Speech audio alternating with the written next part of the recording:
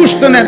আল্লাহ বলছে না, পুরাটা বান্দা গোশত, পুরাটা গরু তুমি নাও, কলিজাটা দিলটা আমারে দাও।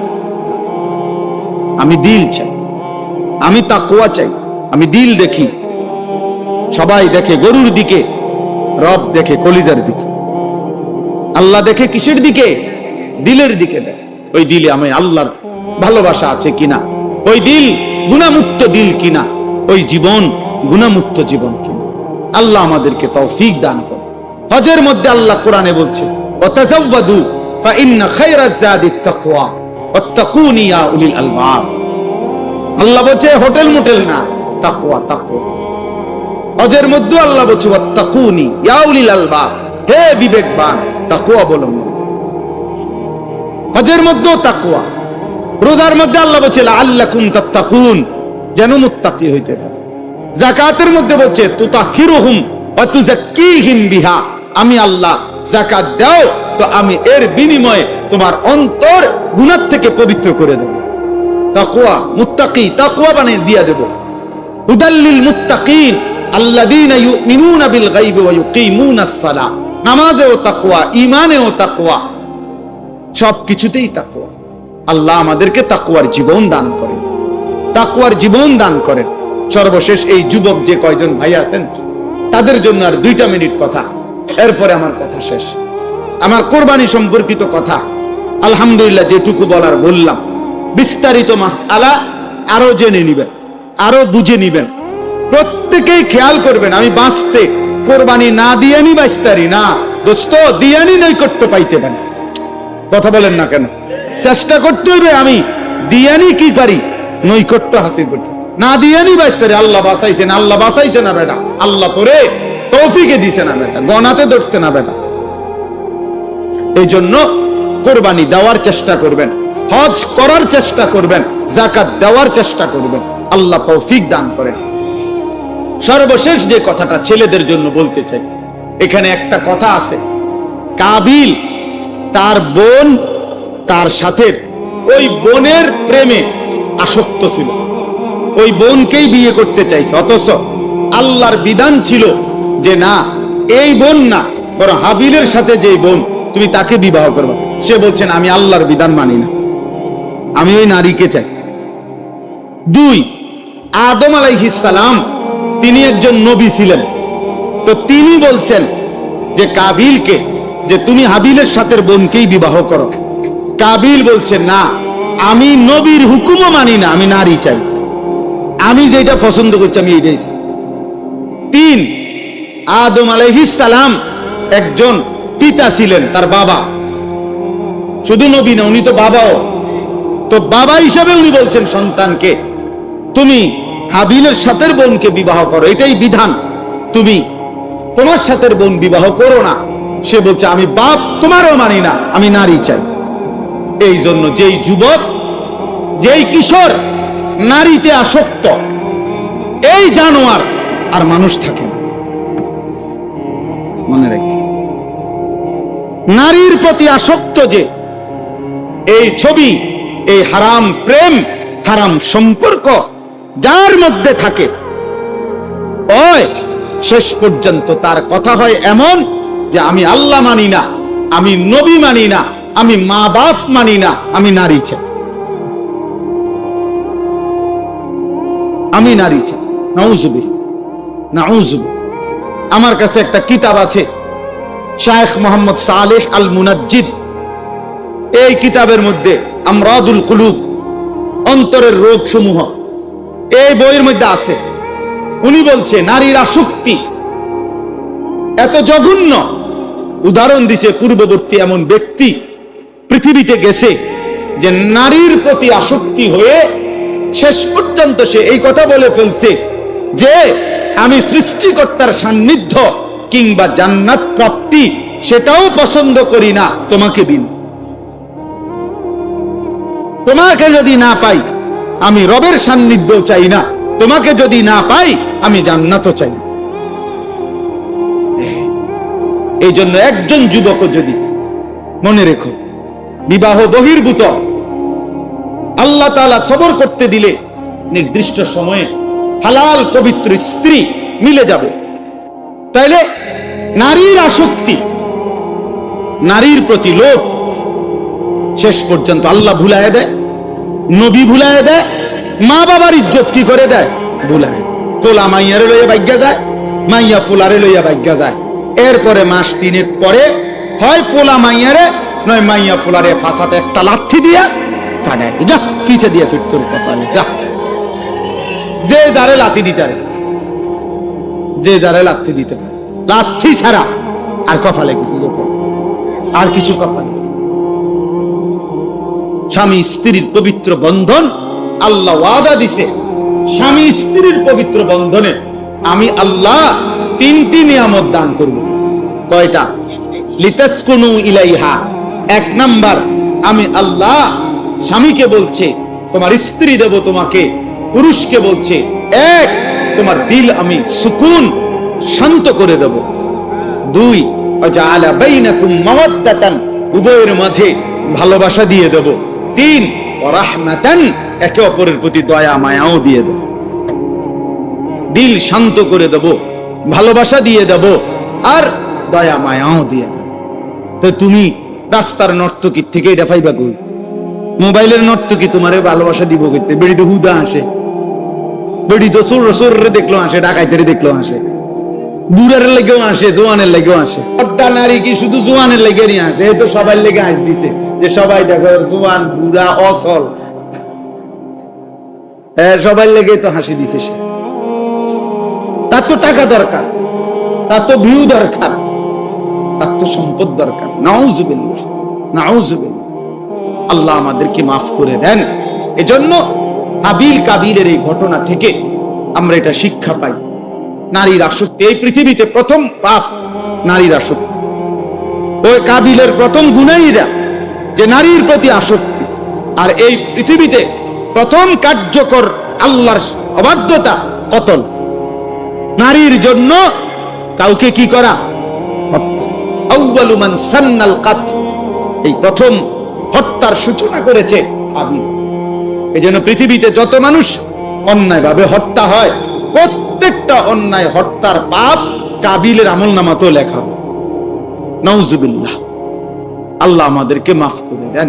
এজন্য কিশোর যুবকরা, মাদ্রাসার তালেবে ইলম আছো, কোন শিক্ষক আছেন, যে আছো দোস্ত, আমি সহ আমরা সবাই নিজেকে পবিত্র রাখতে হবে।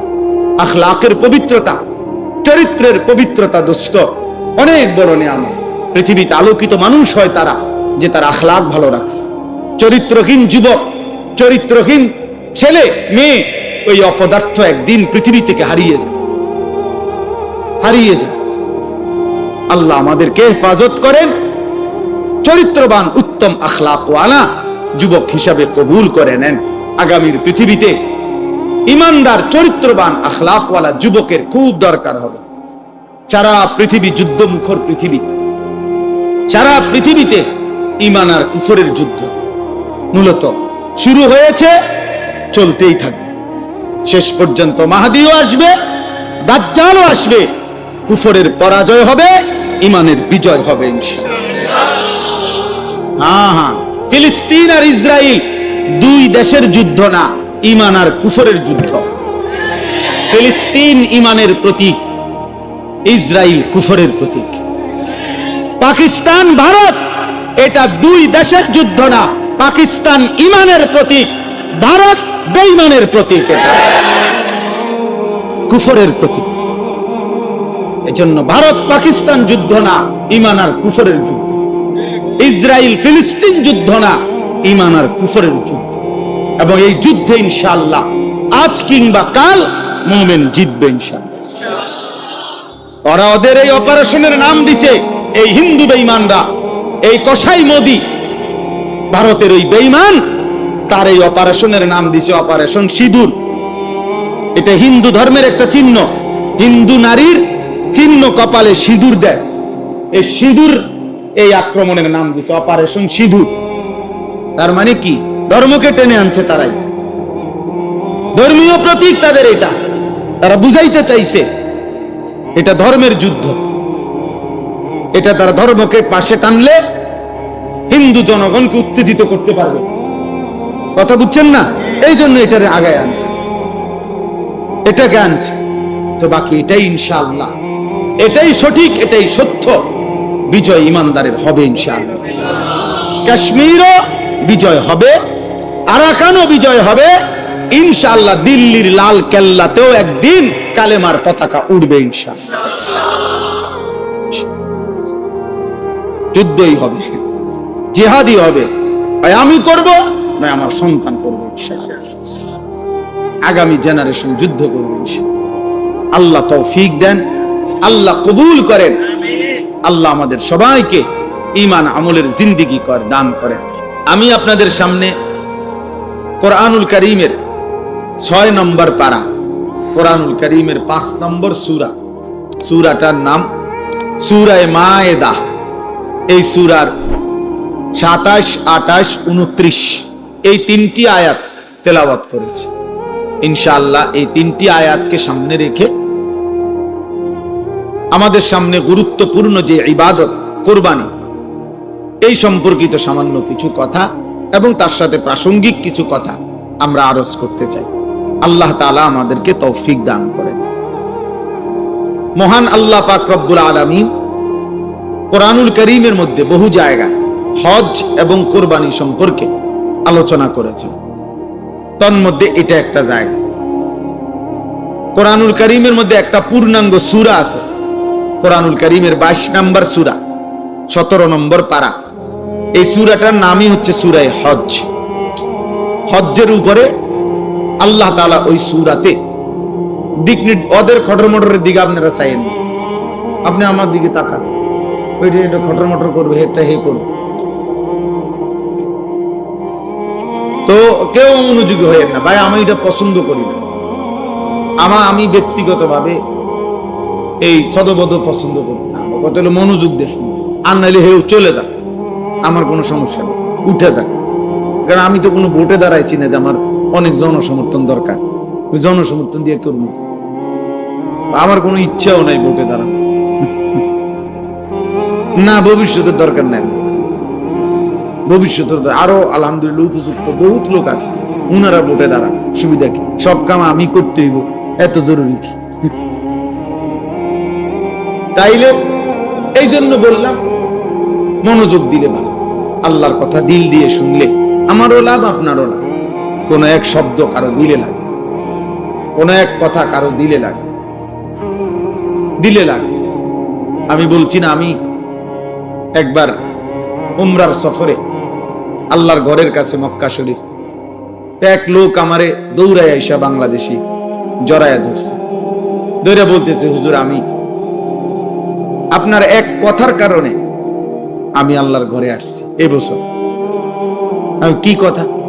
আমি ওয়াজে শুনছি আপনি বলছেন যেই চোখ কাবার কালো গিলাফ দেখে নাই, মদিনার সবুজ গম্বুজ দেখে নাই, সেই চোখ যেন কিছুই দেখে নাই। সে চোখ আর দেখলো কি? আমি এটা আসলেও বলি, সবসময় বলি, আমার কাছে এটা খুব মনে হয়, বেটা তুমি কাবাই দেখলা না, বেটা তুমি দেখলাটা কি? তুমি মদিনাই দেখলা না, তুমি দেখলাটা কি? বইয়া বইয়া ডোলন আর গজল গাউন, হ্যাঁ বুঝেন না কথা? আর যাওয়া ভিন্ন বিষয়, ভিন্ন বিষয়। কোরআনুল কারীম আল্লাহ তাআলা স্পষ্ট আছে, আশ্চর্য আয়াত। খুদ আল্লাহ তাআলা বলছে সূরা হজ্জের মধ্যে আছে, আল্লাহকে যদি কেউ প্রশ্ন করে, মাওলা এই যে আপনার বান্দারা হজে যায়, ফায়দা কি, লাভ কি? নামাজ আপনি যার যার জাগাত করাইতেছেন, রোজা যার যার জাগাত থেকে পালন করলেই হয়ে যায়, যাকাত পৃথিবীর যে কোনো প্রান্তে যার যার এলাকার থেকে আদায় করলেই হয়ে যায়, জিকির, তেলাওয়াত, দান, সাদাকা। কিন্তু একমাত্র ইবাদত হজ, এইটার জন্য আপনি পৃথিবীর শেষ প্রান্ত থেকে ওয়ালা কুল্লি যামিরিন ইয়াতিনা মিন কুল্লি ফাজ্জিন আমিক, আল্লাহ বলছে পৃথিবীর শেষ প্রান্ত থেকে আমার বান্দা এত দূর থেকেও হজে আসবে, যেখান থেকে আসতে আসতে তার বাহন দুর্বল হয়ে যাবে। মানুষ না, মানুষ তো দুর্বল আগেই হয়ে গেছে, বাহনও কি হয়ে গেছে। আমি এই সময়ে ব্যাখ্যা করি আর কি, যে এত দূর থেকে আসবে, যে মাঝখান দিয়ে ট্রানজিট নিয়া ফুয়েল না নিলে, তেল না নিলে আরেকবার যাই বুঝতে পারবে না। মাঝখান দিয়ে কোনো দেশে কি করতে হবে, ট্রানজিট দিতেই হবে। এত লম্বা দূরত্ব থেকেও কি আসে, মক্কায় আসে, যে এক ফ্লাইটে কি সম্ভব না, সম্ভব না। তার মানে বাহন কি হয়ে গেছে, দুর্বল হয়ে গেছে, বাহনের তেল শেষ, থামতে হবে তাকে। এত দূর থেকে আল্লাহ তাআলা তার বান্দাদেরকে কেন টেনে আনলেন, কেন নিচ্ছেন? তো আল্লাহ তাআলাকে যদি কেউ জিজ্ঞেস করে যে রব্বুল আলামিন কেন আপনার বান্দাদেরকে আপনি এত দূর নিয়ে গেলেন, কেন এত হজ্জে আনলেন, কেন কাবার কাছে? তো আল্লাহ বলেন সবকিছু মুখে বলা যায়, লিয়াশহাদু মানাফিআ লাহুম, ও নিজে এসে দেখে যাক। লিয়াশহাদু অর্থ এটা, পরে আসতে বলো, পরে আসতে বলো, ও এসে দেখে যাক, ও এসে দেখে যাক। হ্যাঁ, লিয়াশহাদু, সে যেন দেখে যায়, সে যেন আইসা দেখে, মানাফিআ লাহুম, তাদের জন্য আমি আল্লাহ কি পরিমাণ উপকারিতা, কি পরিমাণ ফায়দা, কি পরিমাণ আমি রেখেছি, ও আসে দেখো। আসলে আমি বুঝাবো, আমার ঘরের চারদিকে ঘুরবে, আর আমি তার কলিজাটাকে নূর দিয়ে চমকায় দেব, আলোকিত করে দেব। কাহা ये मेरी किस्मत के तवाफ तेरे घर का, मैं जागता हूं या रब या ख्वाब देखता हूं। कराची हजरत कुतुब आलम आरिफ बिल्लाह हजरत मौलाना শাহ হাকিম মোহাম্মদ আখতার রাহমাতুল্লাহ আলাইহি কথা বলতেন। তিনি যখন আল্লাহর ঘরের তাওয়াফ করতেন, তখন তিনি এই কথা বলতেন আর কাঁদতেন, বলতেন কাহা ইয়ে মেরি কিসমত, হায় আমার এই সৌভাগ্য কেমনে হইল, আয় মাওলা আপনি আমার এই সৌভাগ্য কেমনে দিলেন, যে তাওয়াফ তেরে ঘর কা, আমি আপনার ঘরের তাওয়াফ করছি। मैं जागता हो या रब या ख्वाब देखता हो, আয় মাওলা আমি বুঝতেছি না আমি কি জেগে আছি নাকি স্বপ্ন দেখছি। मैं जागता हो या रब या ख्वाब देखता हो, ख्वाब মানে কি, জেগে আছি না স্বপ্ন দেখছি। আশিক তোমার বাপের নিবা কোন দিন কও, বলো। জিন্দেগির প্রথম টার্গেট করো, বাড়ির দরকার নাই, বিল্ডিং এর দরকার নাই, জমি কিনারও দরকার নাই। জীবনের বড় খেদমত হবে বাপকে আল্লাহর ঘর দেখা, আল্লাহর ঘরে নাও, মালিকের ঘর ঘুরুক, বহুত বড় খেদমত হবে, বহুত বড় খেদমত।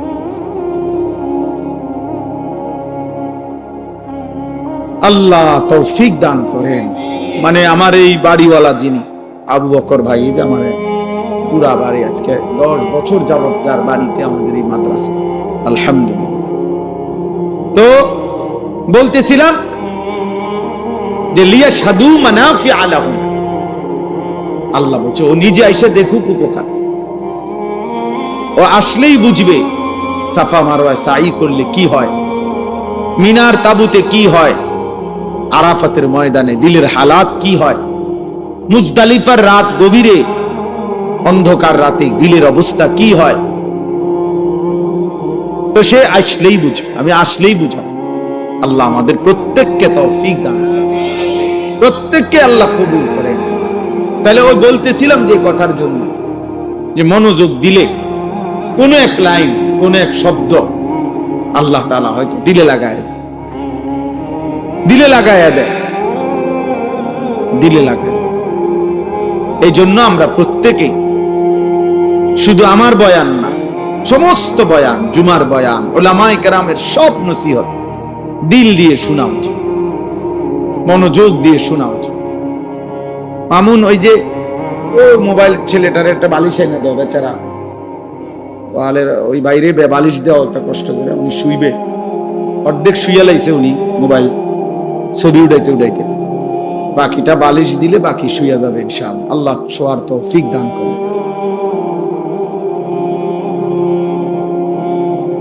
তো আমি দেখি দোস্ত, আমি বড় বেজাইলা মানুষ, আজকের বেজাইলা না। হ্যাঁ, আপনি বইয়ে বইয়ে মস্কারি করবেন এনে, আমি মস্কারি পছন্দ করি না।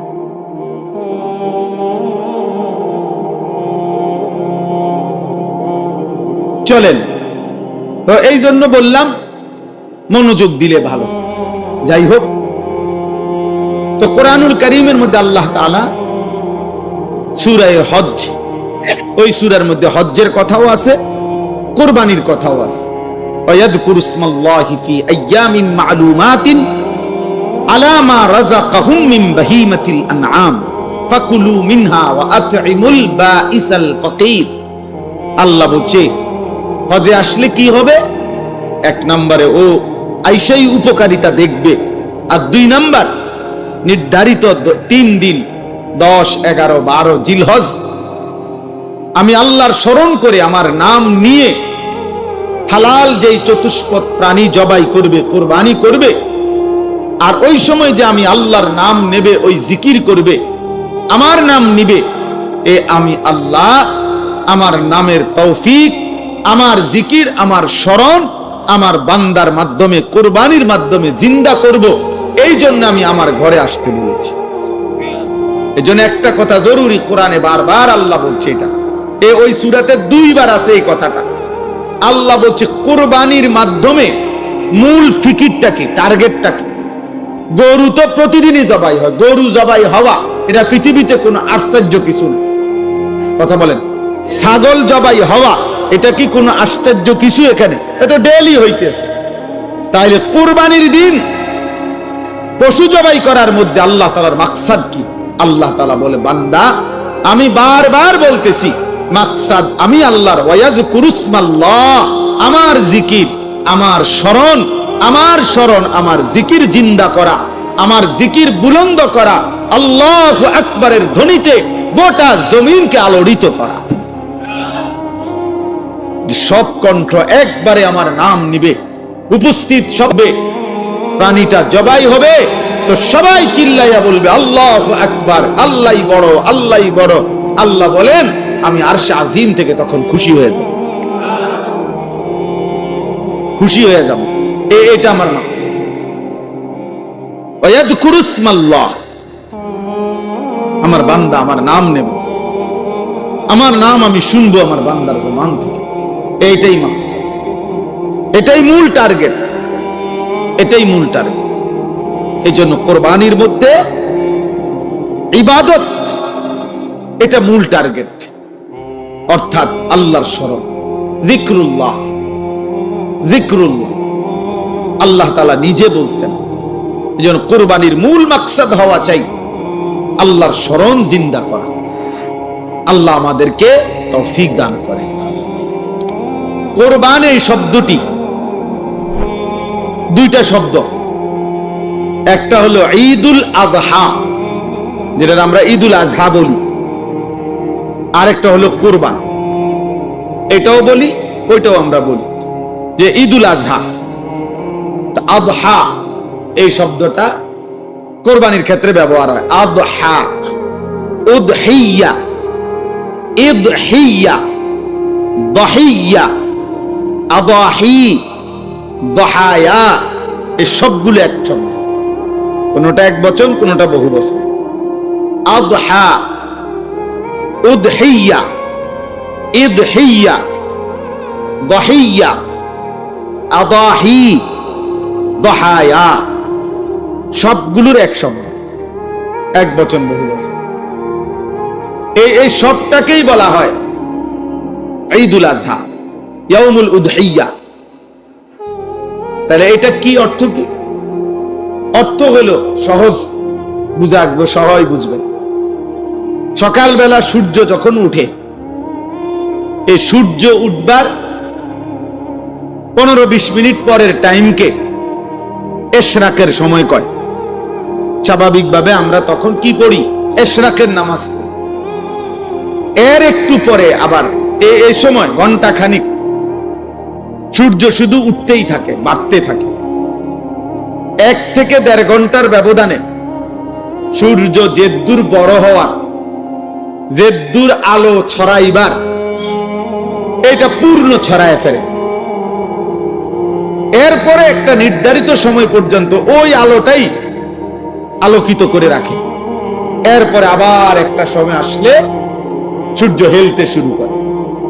তো এই প্রথম যখন সূর্য ওঠে তখন আলো বাড়তে বাড়তে বাড়তে 1-1.5 ঘন্টা ব্যবধানে যখন পূর্ণ আলোকিত হয়, সূর্যটা ছড়িয়ে পড়ে আলো, এই টাইমটাকে বলা হয় ওয়াক্তুদ দুহা, দোহার সময়, চাষতের সময়।